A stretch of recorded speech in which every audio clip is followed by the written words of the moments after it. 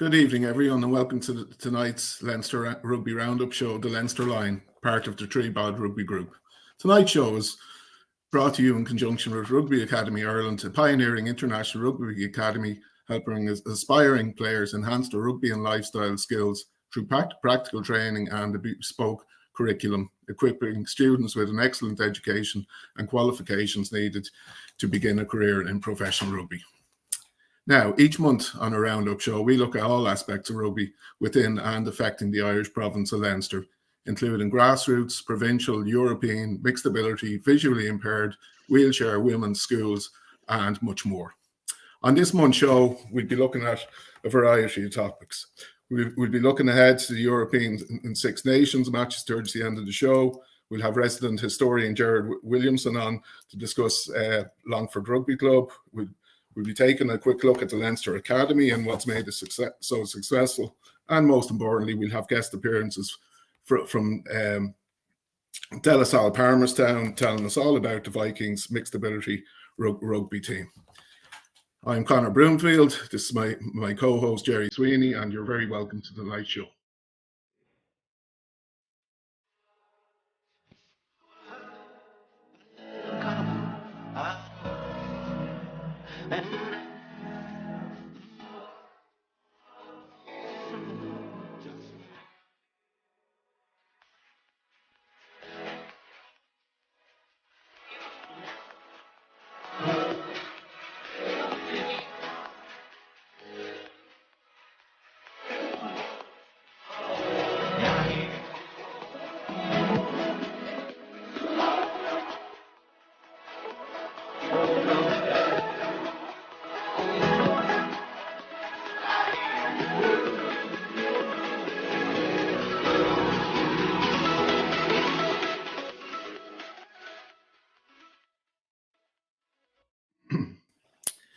Okay, before we go any further, I'd like to formally welcome Gerry Sweeney, the man beside me here, to the Leinster Lion team.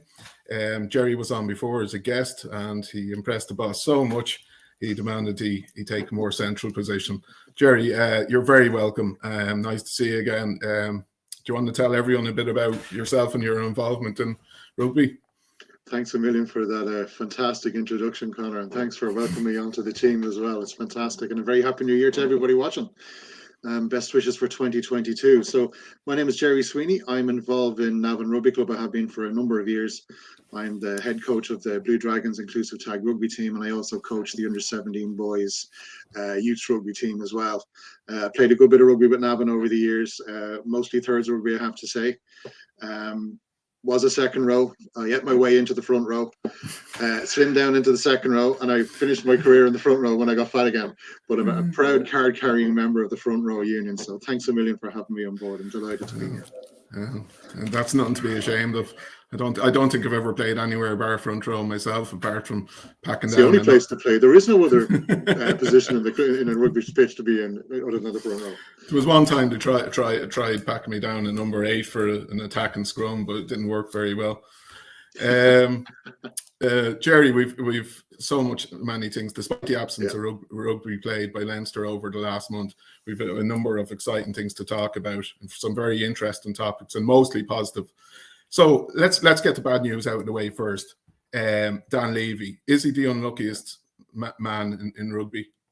How bad you've... I think so. You know, you go back to his original injury, that big knee injury in 2019.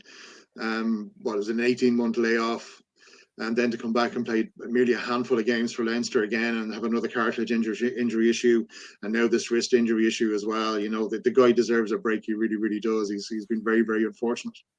Yeah, he really has. You know, he's a bit of a hero of mine. Anyone that knows me knows I'm a massive Dan fan. He's an extraordinary player in terms of his just the uncompromising nature of his play and his physicality. He was a massive player for us in the Grand Slam year in 2018, and I think it really showed when he picked up that injury and he was missing from the back row. Obviously a lot of top class players have come on since then, but I think in the World Cup year we really missed him. Well, what's fascinating for me about Dan is the way he's kind of ripped up every stereotype about your Dublin private school educated South Dublin player, like about being a bit soft, and he's the total opposite of all them stereotypes.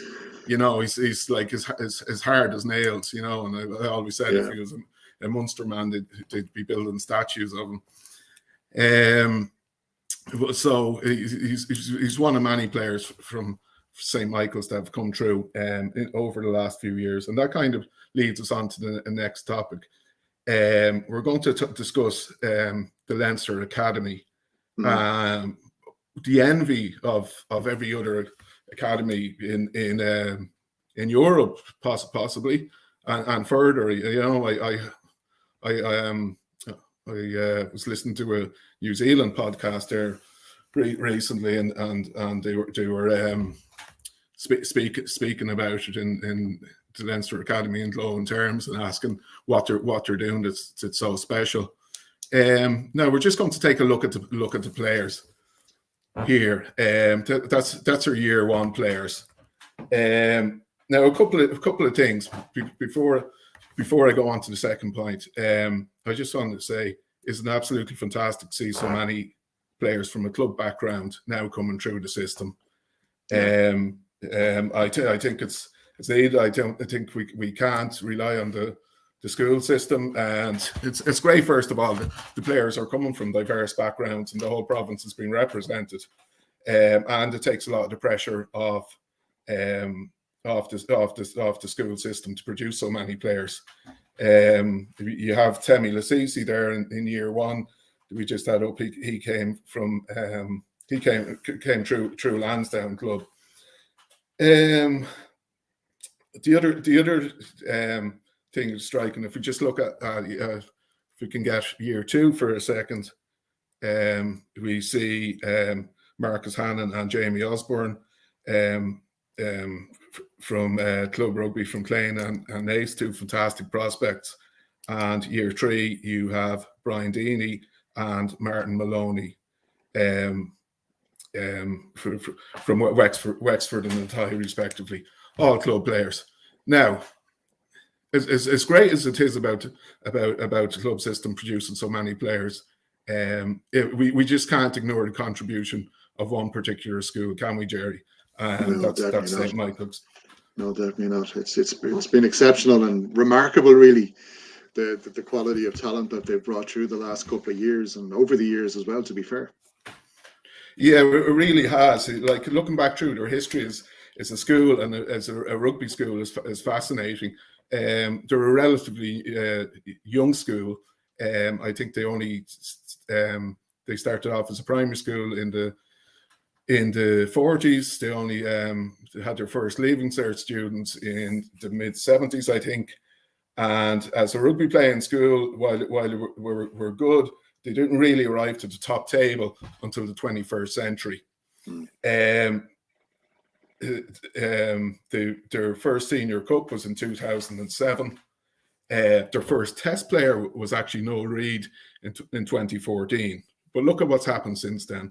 It's quite remarkable. The number of players they've produced have gone on to make a career in professional rugby, mostly at Leinster, mostly going through the system. Let me run through a few names. Dan Levy, Ross Byrne. There's Dan himself, skinny legs. Isn't that before all the chicken dinners? He always had the aggression, but the body had to fill out. James Ryan, of course. Well, there he is now. Always tipped for the top, like he was a real standout player. And of course Harry Byrne, more recently.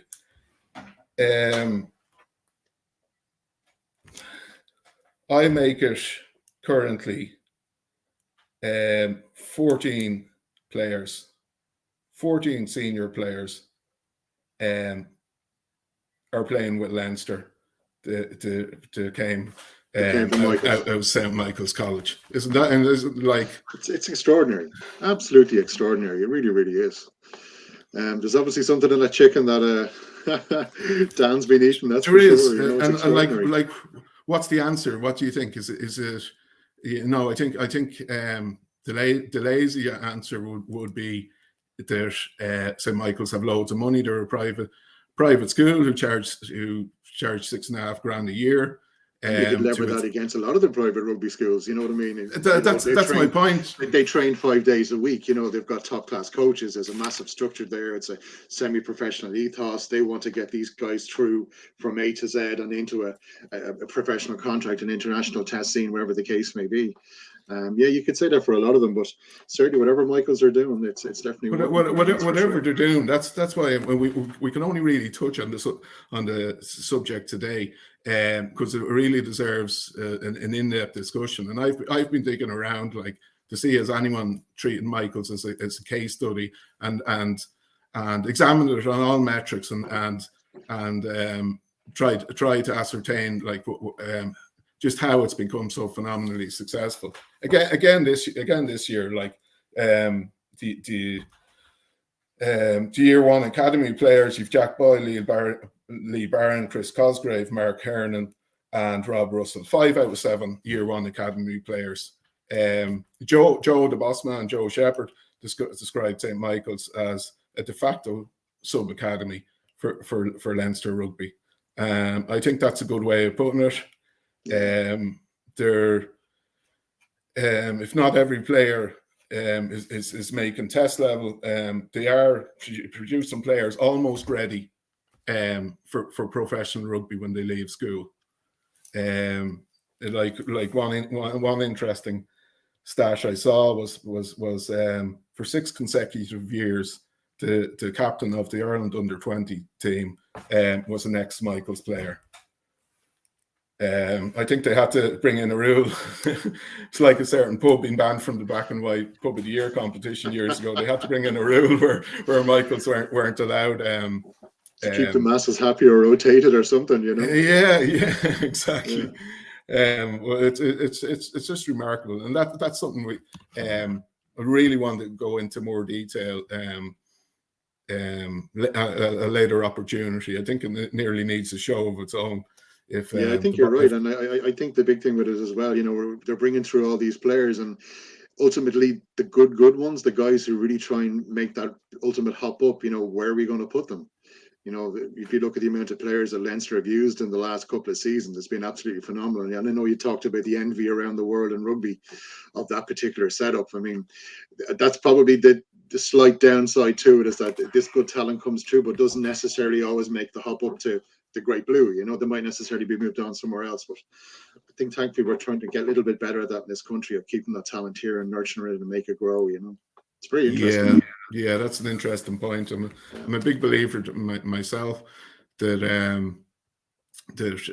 I'd rather see players kept in this country, kept on the island, than go overseas. I think that's the most important thing. Like all players are still eligible to play for Ireland, and we keep Irish rugby as strong as possible. So it's fascinating. We'll get back to St. Michael's soon. Oh yeah, and compliments to the coaches as well. A great job, you know. Yeah. So yeah, someone mentioned that. Sorry, someone came up on the screen. That's like obviously a lot of things are working well there at Michael's. The coaches, yeah, of course, goes without saying, they've done a phenomenal job.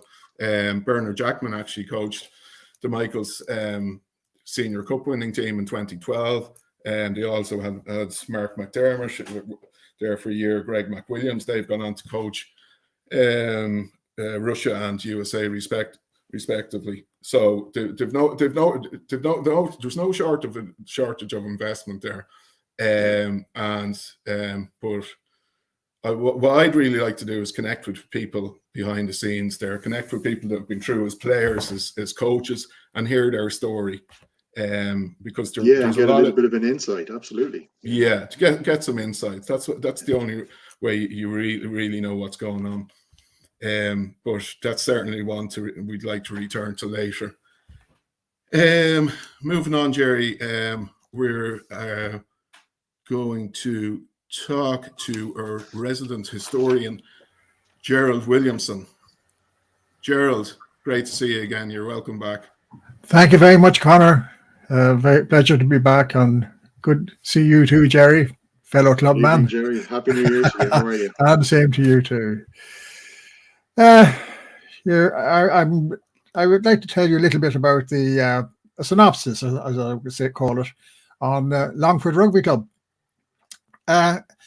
Officially, Longford was established in 1921. Unofficially, it was believed that rugby was played in Longford as far back as 1897, due to the fact that there were 2 army barracks based in Longford and in the town.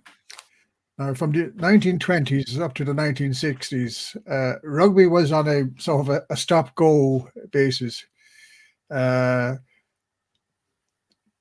People were moving backwards and forwards, etc. But then, when the Second World War came along, it had an effect on the club, and rugby had ceased being played in the club. But the club actually remained affiliated to the IRFU, simply in order to be able to secure international matchday tickets. It wasn't until 1967 that the club was reformed and rugby was started again. A number of the Longford people had actually been playing rugby, a little bit of rugby with Mullingar Rugby Club, and returned to the reformed Longford Club, among whom was a gentleman by the name of Derrick Turner. More about him a little bit later. The first game was against Mullingar, as I played on the Sunday, the 3rd of September, 1967. And then in that first season, they played teams from Navan, Tullamore, Wilson's Hospital, Athy, Athlone, St Mary's College, Monkstown, and Eden Derry, to name a few clubs. Now, some of the club's history was used, some of the club highlights of the club was that in 1969, they purchased 10 acres of land from the Lord Longford estate to develop a pitch and a tennis club. And then further on, in 1976, more land was purchased for the development of a new clubhouse, which was opened a few years later. Longford was the first rugby club in the country, in the Republic of Ireland, to have what was known as a Prunty pitch, which is a grass-sand combination in the Republic. And that was laid down in 1981, and then they had another second pitch in 1983, 2 years later, another Prunty pitch.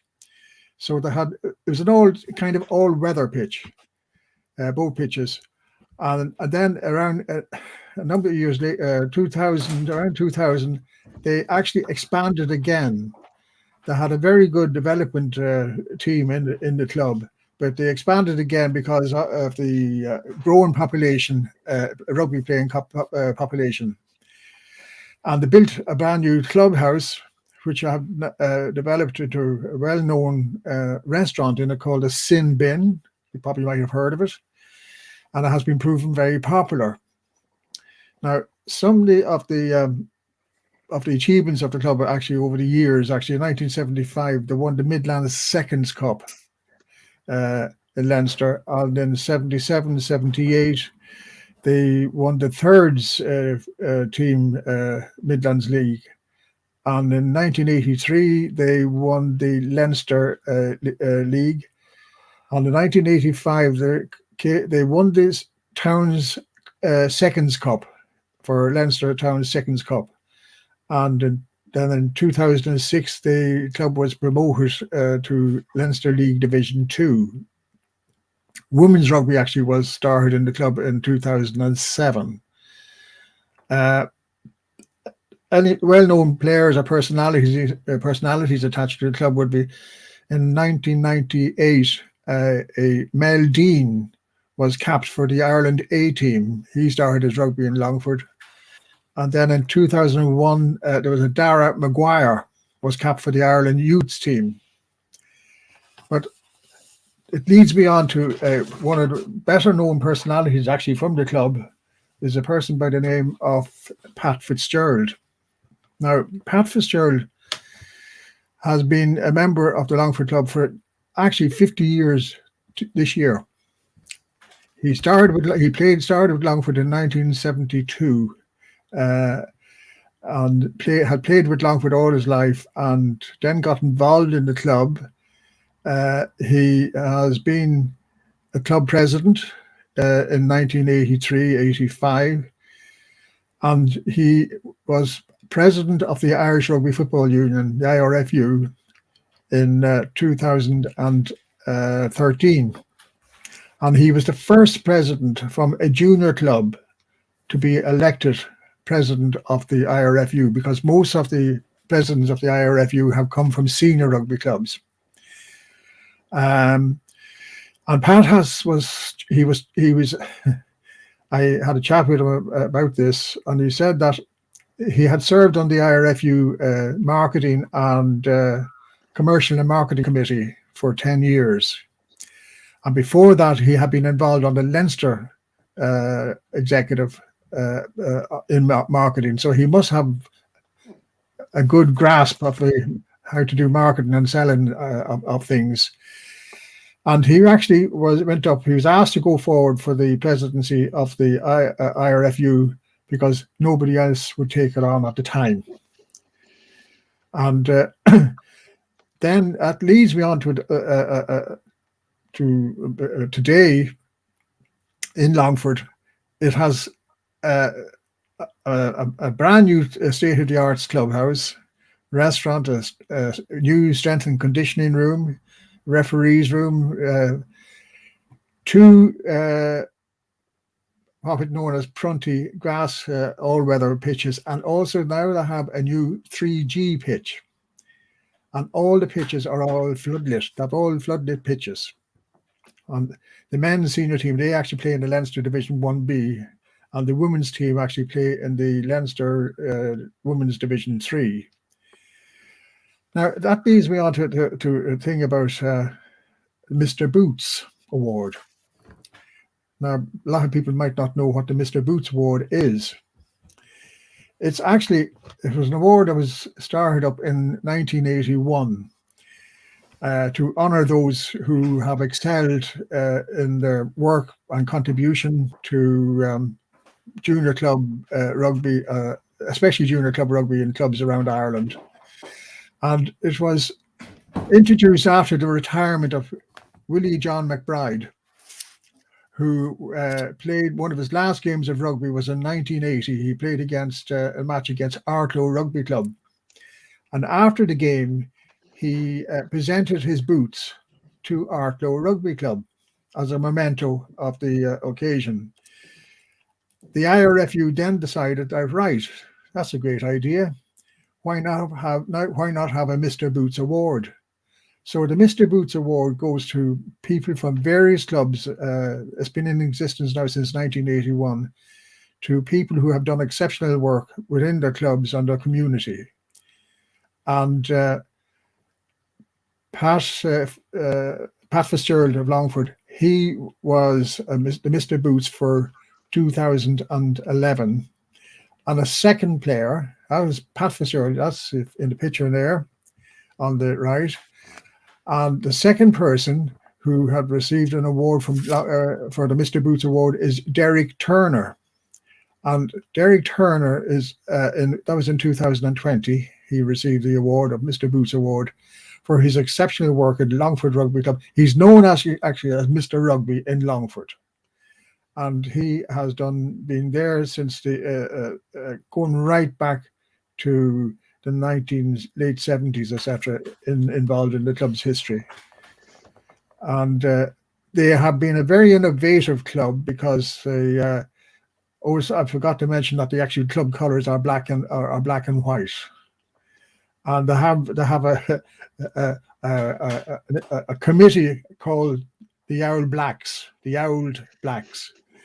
And they are past players, and they do a lot of work behind the scenes for the club in helping to promote the club and fundraise and things like that for the club. And so they have a get together every so often to help the current executive committee of the club in what they're progressing and trying to do. Longford has become one of the most progressive junior clubs actually in the country, with minis rugby right through to adult rugby, both boys and girls, etc.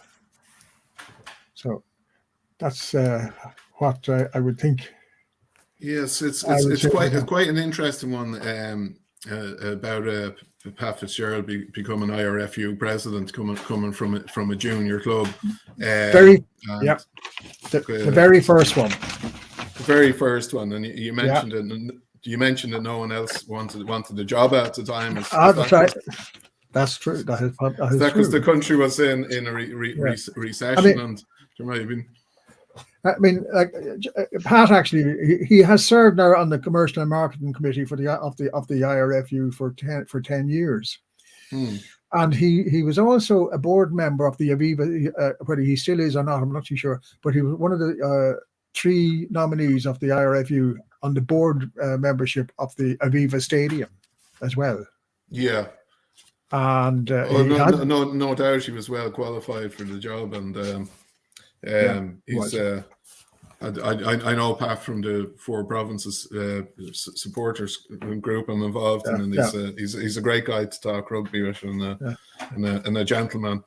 The other point I was going to make there, Gerald, was about their facilities down in Longford Rugby Club. They really are quite impressive. I was looking at their website the other day. They must be one of the better equipped junior teams in the country. Would you think? I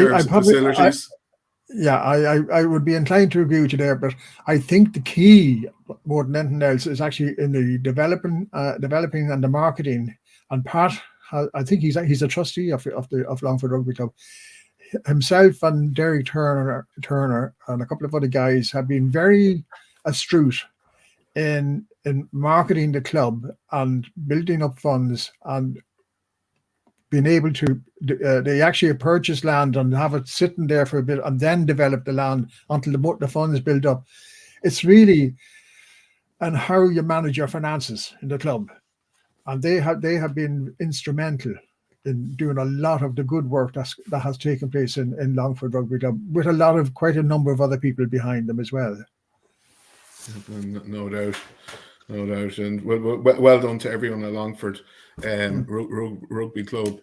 And thank you, Gerald, for your history lesson. As always, it's always a pleasure to hear your story. Thank you. Thanks, Gerald. Thank you very much. Well done, Gerry. Yeah, fantastic there from Gerry. Absolutely, as always, an insight into the clubs and the histories as well. Very, very well researched, and certainly, in terms of their development, to be able to put in 2 Prunty pitches and an Astro as well. I mean, there's some serious management going on there too. So compliments to them and well done. I wonder, is there a sugar daddy behind them there? There's always a sugar daddy. Is it just prudent use of their finances? Well done to them anyway. There's fantastic work going on there. No, absolutely. Okie dokie, we'll move along. So tell me, Conor, about our 2022 joint initiative program, our Rugby for Everyone. Reading the bits and pieces online about it, we're hearing about it as well through the grapevine. So what's it about? Who's involved, and why are we doing it? Tell us all about it. Yeah, thanks, Gerry. The joint initiative program is basically a coming together of 3 groups who share a similar ethos, similar goals, and that's in a nutshell. It's about using our platforms and our groups in the most positive way we can. So the three groups are involved, or the THREEBOD group here, the Four Provinces Rugby Supporters group that I run with four other guys from around the island, and Gerald's AIL Club and Rugby group. It's basically about using our resources. Both we share many of our admins across the groups. I'm doing a lot of research at the moment about inclusive rugby and helping promote inclusive rugby, and that's basically connecting to all the clubs around the country. Any team, whether it's mixed ability rugby, visually impaired, inclusive tag, wheelchair rugby, any of them are going to get as much support and promotion as we can, and any promotion will be cross-shared across Gerald's group, the AIL Club and Rugby group, and we have the THREEBOD group behind us, who reach far bigger numbers through their page globally. They can reach out to over 20,000 people globally, and of course through promotion on live shows like tonight, where we can discuss topics that we're covering in the groups, such as the mixed ability rugby, which is I've been going into some detail lately. I did an introductory post about mixed ability rugby, which a lot of you might have seen, and at the moment I'm doing club profiles on every team around the island, and that's just building connections, building connections with the people behind the scenes, introducing them to the groups, and then trying to connect them with the wider rugby community. So that's how we build awareness. That's how we build connections, and hopefully we can help long term in the growth of the game. And we're in it long term. It's not like we're using the rugby for everyone slogan, and slogans are important, but the real work goes on behind the scenes. Doing your research, connecting with people, and reaching out, helping them reach out to a wider audience. The topic we're discussing here tonight, mixed ability rugby. I'd say over 95% of rugby supporters didn't know what mixed ability rugby was a couple of weeks ago. I think you can't go into my page now at the moment without knowing what mixed ability rugby, whether you want to or not. You're going to know everything about mixed ability rugby. And we're delighted to be able to have two guests on the show tonight, from De La Salle Palmerstown Club in Kiltiernan, and they're going to be talking about their involvement with the Vikings mixed ability team, and telling us all about what mixed ability rugby is and their role in its development. So any minute now we'll be joined. Here they are. Hi. Hello. Guys, how are you? Very good evening, Dave and Sabrina. How are we? Mariana. Thanks, Mel, for having us. Okay, underneath me there is Mariana Hayes, and beside her is Dave Hicks. Dave, how are you? I'm good, thanks. I'm good. You're very welcome, Dave. Sorry? You're very welcome to the show. Thank you. Put your hearing aid in there, Dave, will you? Thanks very much. I'm an audiologist. I'll give you my number after the show. Okay. First of all, Dave, you took up the reins of you got a mixed ability rugby off the ground a couple of years ago down in Kiltiernan, but your coaching experience goes way beyond that. I believe you've been involved with LSL for over 30 years. So do you just want to give us a backdrop to yourself and your coaching career, and how that developed into inclusive tag and then on to mixed ability rugby? Right. Okay. Well, basically, I started with my eldest son Barry when about 30 odd years ago. And I met a friend of mine, I met a fellow called Donald Kelly who was up in the rugby club, and he said, why don't you bring Barry up someday? And he was an under 7 or under 8s at the time, and I brought him up, and that's how it started. And then when my next son came along, James, I started him then at the under 7s or under 8s, and we went up to about under 12s, under 13s, and then I came back down to, it was at that time the under 7s, and I was the, if you like, the link to new people coming in. They'd come in, they'd start with me, and then I'd bring a couple of the dads or moms on to coach the kids, and then they'd run on up through the under 8s, under 9s, and under 10s, but I'd be the anchor. And then we started an under 16, and currently I'm the senior coach now for the Daisy Pickers, which is an under 5s team. And under 5s are great because the mammies are better looking, but some of the kids are only 2.5. they're still in mammies, you know.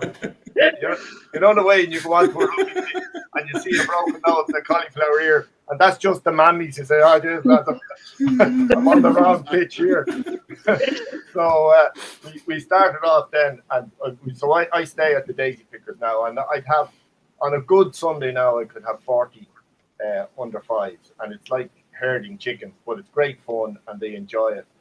And then from that, then you introduce the parents to coaching, and then, you know, like at the end of every match, you have at the end of every training session, we have a match against the parents. So the parents stand on the pitch, they can't move their legs, but they pass the ball around, and the kids run around after the ball, and you can see there who's interested and who's not. If you could see a guy standing with his cup of coffee at the back of the pitch and his arms folded, he's never going to be interested in coaching.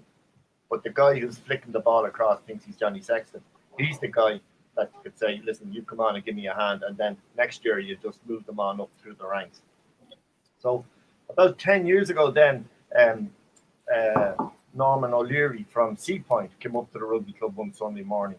And I'd known Norman from sort of seeing him at various different matches because his kids played rugby at the same time as mine.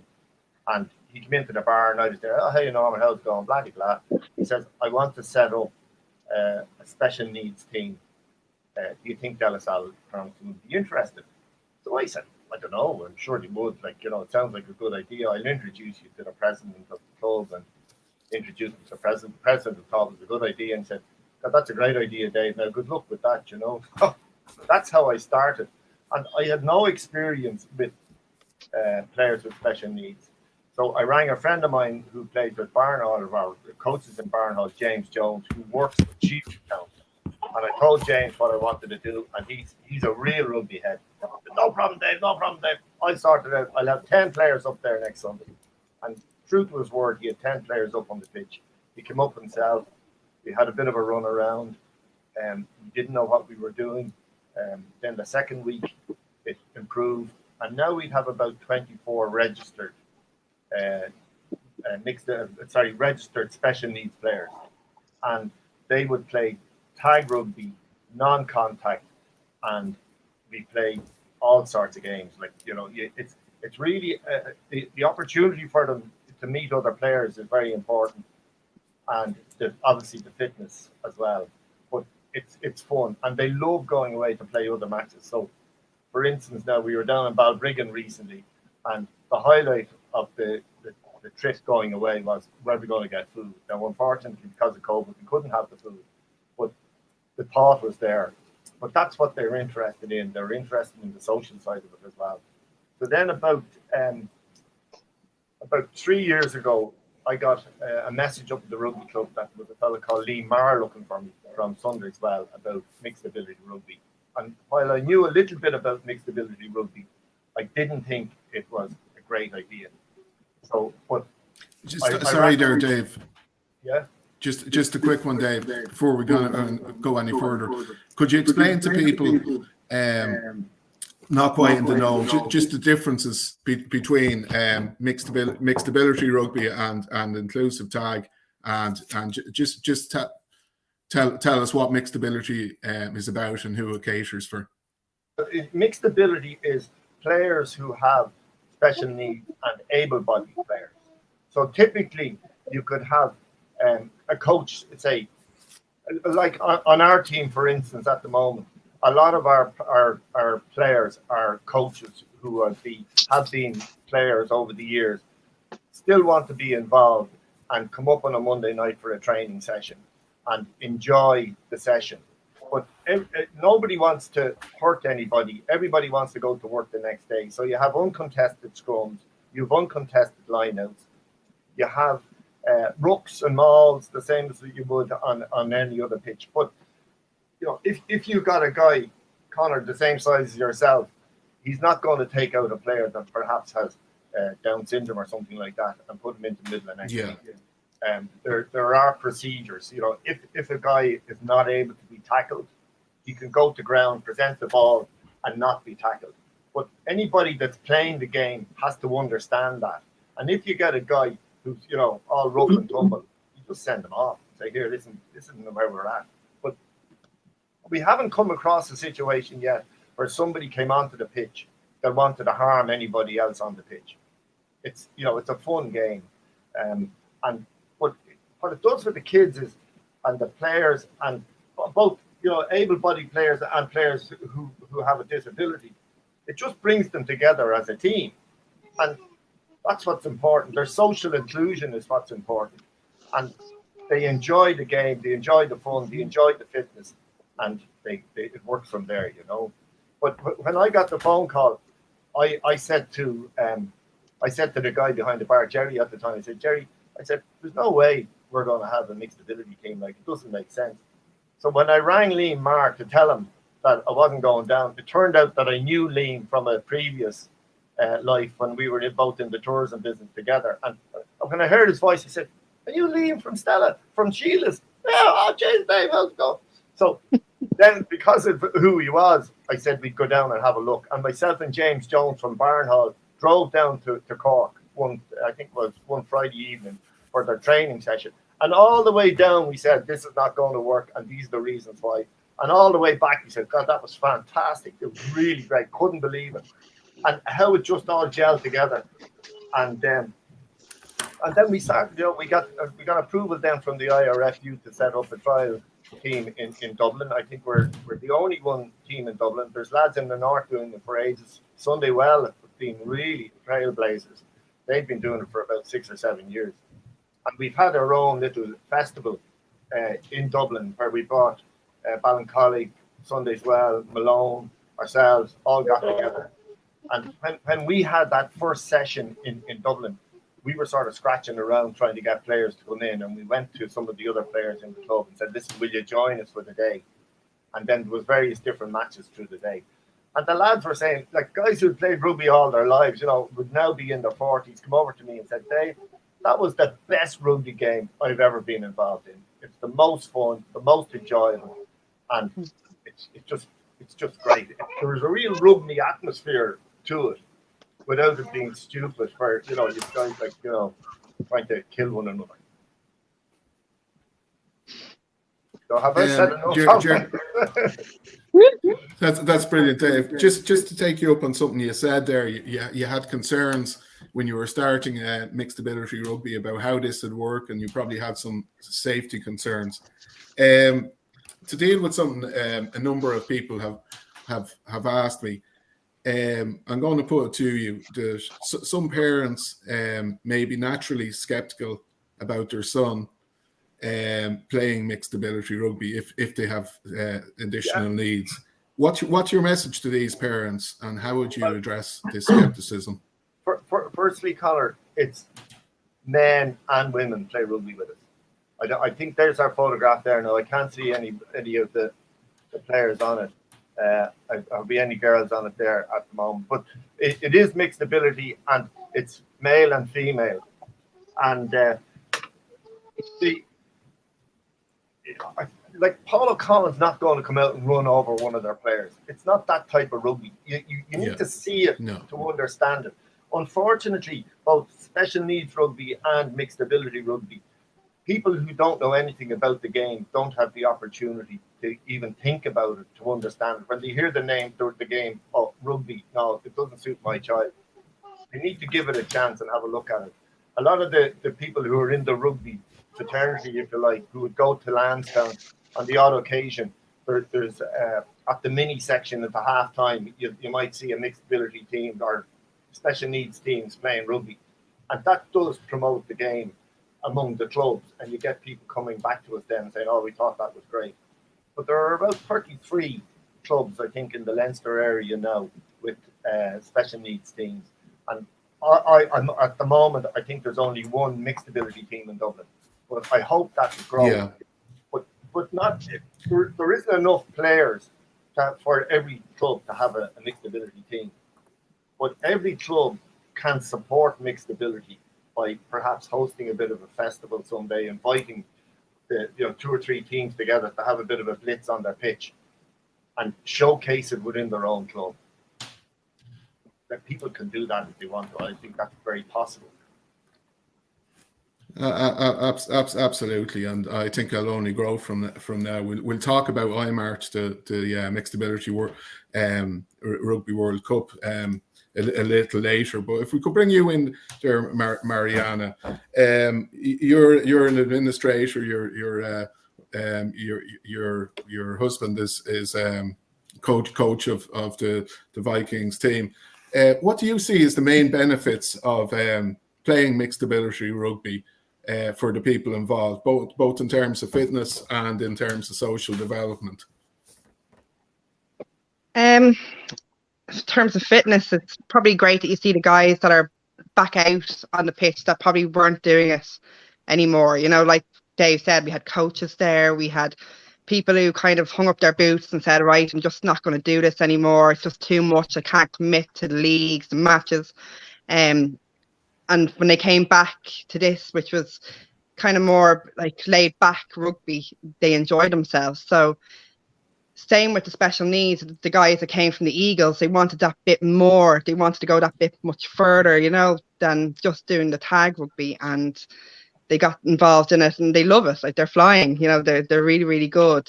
With the social aspect, like you just can't beat it really. Like the camaraderie with the team is incredible. And when you see them all just train or play, like you just can't help but smile because they just gel so well, and they all rip the piss out of each other like any other team would, like, no matter what. Like it's great.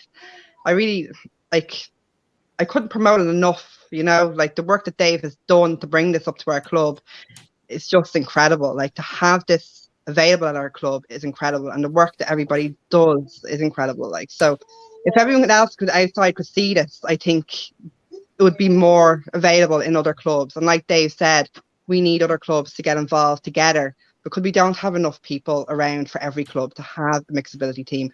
We need to get together and have bits from everywhere and just have this one whole of the mixed ability in Dublin. Like it will work. Yeah, I think that's a really excellent point. Just to touch on that, Conor, I always likened the inclusive tag rugby, disability tag rugby that we do in Navan as being like a big Spanish onion. Like there's so many layers to it, and you just peel it back, and there's absolutely something for everybody. Keep on peeling. There's so many levels to it. It's so rewarding and so fulfilling for everyone involved. Like kudos to you as well. It's absolutely fantastic. Oh, definitely it is. Like it is very rewarding to watch, like, and to give that involvement for everybody, especially, Yeah. It's been treated as equals, though. It must be a massive thing for people with special needs. They're playing on the same level, and then be treated as equals. That ethos, like that team ethos that it builds, like it obviously goes past your mixed ability team. Looking at your club structures and how it involves everyone. Mariana, tell us a bit about your family's involvement. This might take a while, I think. You're involved in min level at coaching as a parent of players. Tell us your story there. Like came up to the club over 10 years ago. My eldest wanted to play rugby, so I went up with him. He then decided, as any teenager would, to, I'm not bothered anymore and left. But I wanted to remain in the club. I love the club. I actually fell in love with LSL. There was no ladies team at the time. 2013, 14, there was kind of, whispers of a ladies team coming up, and it did eventually happen, and I jumped at it. So I played with them for, I think, 2 seasons that we'd done. At the time, then I managed to rope Ken into coming up around that time as well. So he played for the Day Fours, I think it was at the time. And then the ladies were gone at that stage. I then had a baby, David. And when he was 2, we decided to bring him up to Dave. And of course, like Dave said, when the mammies and daddies come up, he managed to rope him into coaching. That happened. I ended up then coaching with him. So David's now in the under 6s, which I've moved up alongside. So I coach them too. Ken, he plays for now the Metros, so the J3s. He also coaches the under 15s and he does the Mixed Ability Rugby as well. And then I play for the ladies too. So that's kind of where we are in the club. A bit of everywhere, you know, but it's a great club to be part of and I don't see myself anywhere else, you know, the way. So to be involved in it, it's just an honour. Yeah. I think everyone I've talked to now from De La Salle is speaking about your club with such pride. And so hats off to you there. It's amazing work you're doing. Thank you. And obviously, hopefully, a family that plays rugby together stays together. Obviously, so well done to all your clan. If we could bring you back in there, Dave. You mentioned the Sunday as well, and Liam Turner. I don't think we can have a conversation about mixed ability rugby without mentioning the influence of Alan Crockwell and what he's done for the game. Can you tell me a little bit about him and what he's done with mixed ability rugby on the island? Well, I think both Alan and Liam Marr, like they drove mixed ability rugby when it wasn't that popular thing to be doing within the Irish rugby fraternity. And the IRFU, in fairness to them, had their reservations, and I absolutely understand that. And they were very, very conscious of the potential problems that it could bring to players and where they're being put in danger and all the rest of it. But really, it's when you went and researched it, the lads in England have been doing it for years. Wales have been doing it for years. Scotland have been doing it for years. And both Alan and Liam saw the potential. Now, Alan is a professional within the area of special needs. That's his day job, and he could understand the importance of it probably before anybody else. Of bringing the inclusiveness of it into his, if you like, clients. So, you know, like you talk about social capital. You know, each of us that are involved in a rugby club might know, off the top of my head, I might know 1,000 people. You might know 2,000 people. But people know thousands of people. But if you have special needs, your social capital is actually limited to how far your parents are prepared to drive you. You know, maybe your local school, but there's maybe a half a dozen, maybe there's 20 people in your class.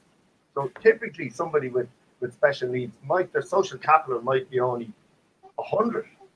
But they come to a rugby club, it could go from 100 to 200. And certainly there's guys in our club who have special needs who would be known by everybody in the club. They might not necessarily know everybody in the club, but everybody in the club would know them.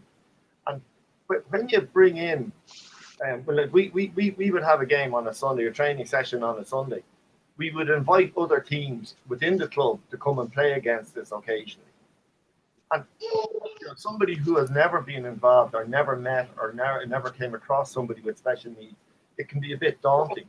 But it's not daunting for players up at De La Salle anymore because we see the lads there every Sunday morning training. They come and train with us. They get involved. It's great. It's great not only for the players with special needs. It's great for the players who don't have special needs because it broadens their horizons as well, and they're not as self-conscious being around people with special needs. So they understand them and they just treat them as normal. You know, as Mariana said, a bit of slagging going on, and that's what it's all about. You know, it's a bit of fun. There's no issues. Like our Eagles, which is going 10 years, we have never lost a game. Now we've never won a game, but that's incidental. And the Vikings, there's a bit more competition in the Vikings. You can lose a game in the Vikings, but nobody loses by 10 tries. You know, like the referee could get a try for you if things are bad, you know. So it's very important for everybody involved. It's as important for the players with special needs as it is for the players without special needs.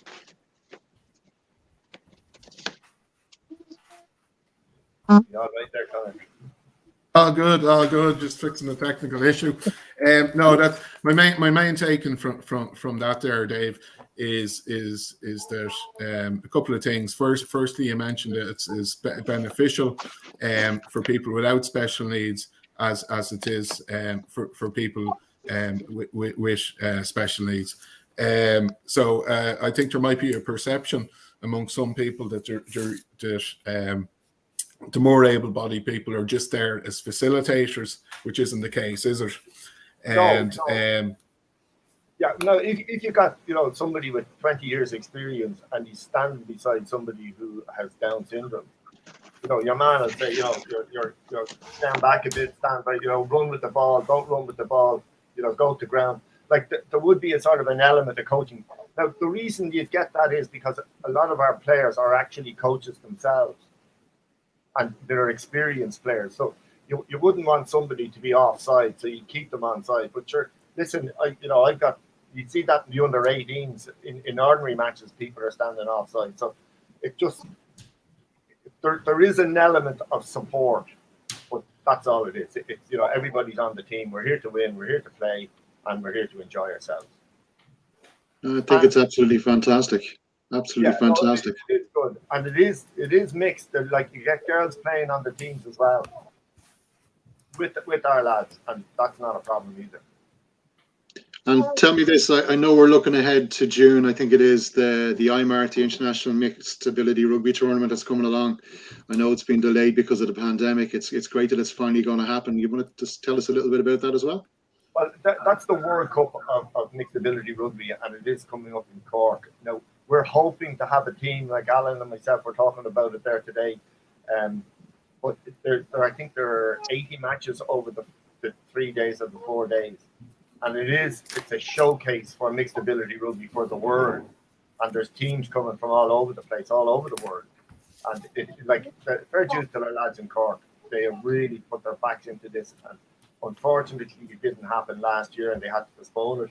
And please God, it'll go ahead this year. But definitely, we will have a presence there if we don't have a full team.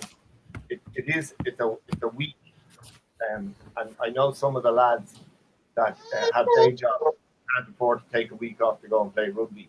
But you know, I'd say we will get down for some part of the week and try and get as involved as possible. But certainly, if the wife lets me, I should be down there for the week. Absolutely fantastic. We're really looking forward to it. Really looking forward to it. Yeah, I think that's about all we have time for, guys, unless you have any more questions, Gerry, or is there anything you want to add, Dave or Mariana? No, just thanks Mail for having us and getting the word out, you know.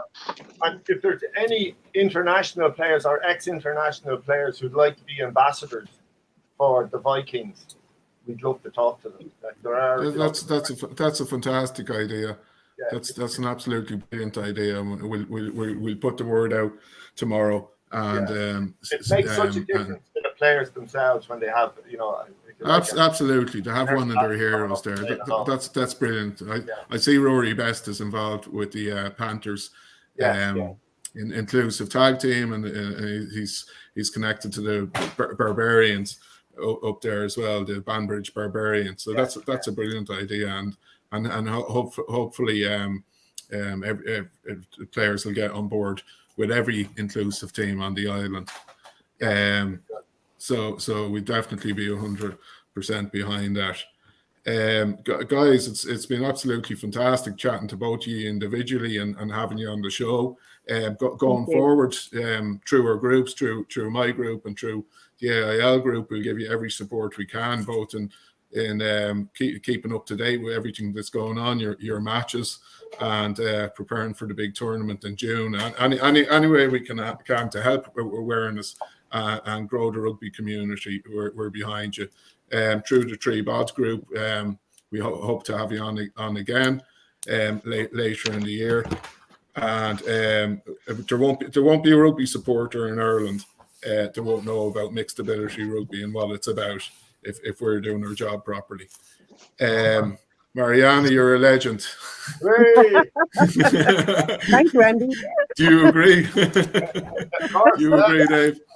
Absolutely. I think Dave is the legend here now. He's definitely the man, you know. It wouldn't be possible without him. Like, I don't think he realizes how much he is, like, means to the club. Like, she's really. only saying that because I'm good looking. Don't Wow, just stop.